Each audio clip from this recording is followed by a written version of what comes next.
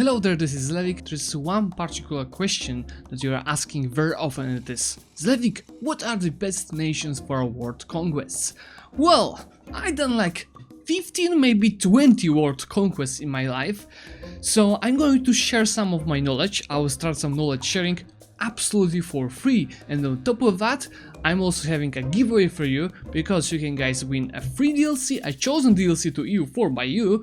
All you have to do is to be a subscriber of this channel, leave a like on this video, and of course comment it. Let's get to it. Number 5 is Castile, Spain. And to be honest, out of those 5 nations, it's definitely the weakest to the world conquest. It in general has a really pleasant start. You can get quick claims from the missions, you can get easy personal unions with Aragon, with Portugal in early game, and with Austria in late game. 15% morale in early game and 1 artillery fire in late game are really powerful, and in general the ideas of Spain are so good in the military that you will not have to pick a single military idea group. Spain's position is so good that they can diversify their expansion between Christians and Muslims, giving them more tools to expand, especially in the early game.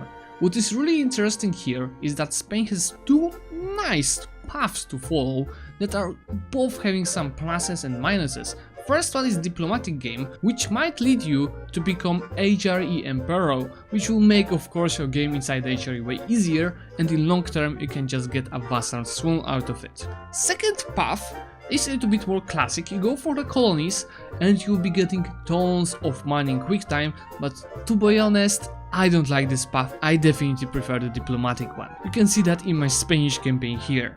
Another very important thing here, but on the current patch a little bit nerfed, is the Curia. Why is it nerfed?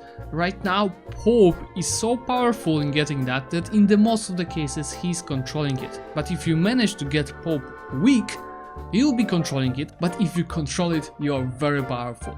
You're getting minus 20% against expansion impact, enormous amount, and another 10% from Golden Bull, not to mention that you are getting also way cheaper advisors, more diplomats to improve relations with the others, it's very important here, and of course tech cost that saves you tons of power points. Number 4 is in general the best nation in my opinion for the world conquest, but also the most demanding out of those 5, because it's OIRAT. To play OIRAT you need to have at least some experience in playing as hordes, because it's demanding, but if you know how to do this, this is extremely powerful. You have easy casus belli, you don't need any claims, you have really quick conquests, and thanks to raising the provinces you're getting tons of power points and you're spending less power points on the conquests. And of course your armies are really powerful in the early game.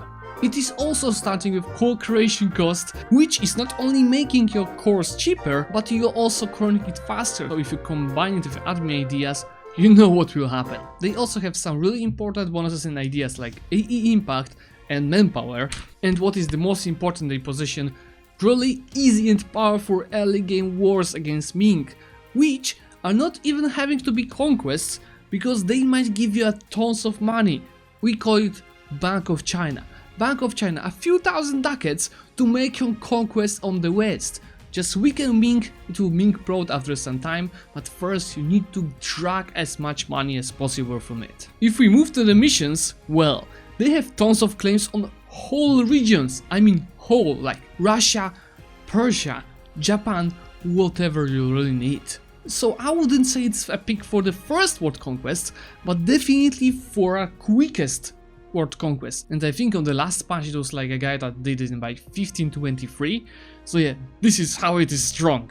Number 3 is a nation which would be probably first 1000 patches ago, but right now it's number 3, it's the Ottomans. Ottomans most importantly start with really good economy and starting position with death and easy conquests for tons of the missions that are helping you establishing a powerhouse in your region. You have also core creation cost in your ideas, but you need to unlock it as fast as possible, and Ottoman government, which will help you keep really great rulers for the time, which will be boosting your amount of the power points for the conquests.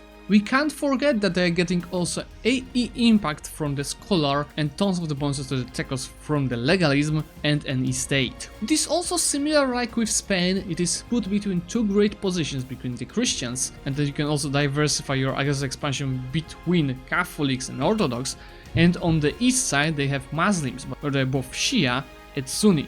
Great position to diversify your conquests, and also great position to rush your way to India and China. Number 2 is a nation where I played a challenge to achieve 50 million manpower.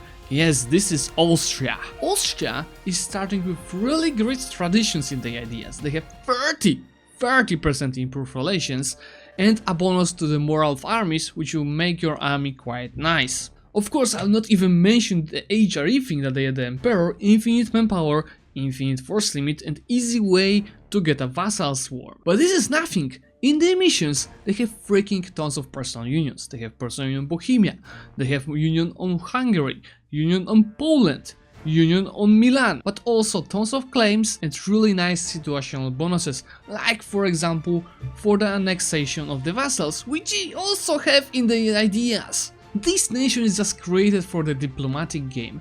Not only the bonuses that I mentioned, but also more diplomats, diplomatic reputation, imperial authority growth, and potentially bonuses from the papacy that I was mentioning with Spain. I really like this choice, and it is really powerful if you revoke the privilege quickly. You can just swarm the world with your vassals and feed everything to them. Finally, position number 1.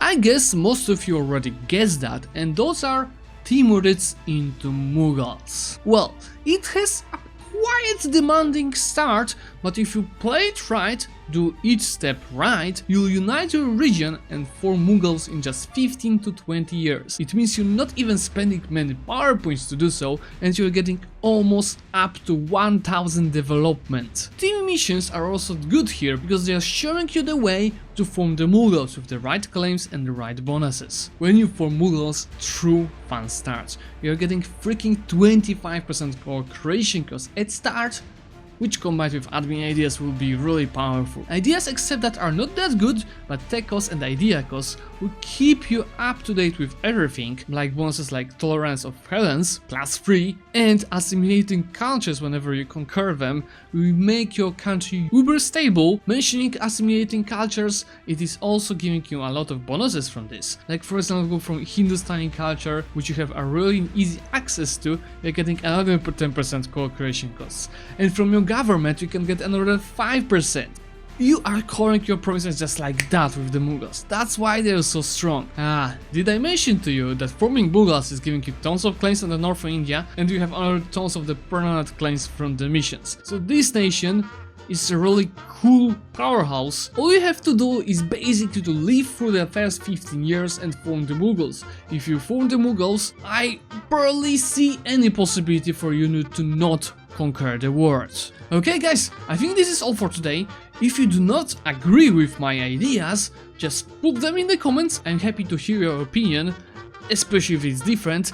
And of course remember about the giveaway, because you can win the free DLC. All you have to do is to be a subscriber of the channel, leave a like on this video and comment it. So for today, thank you so much for watching and see you soon.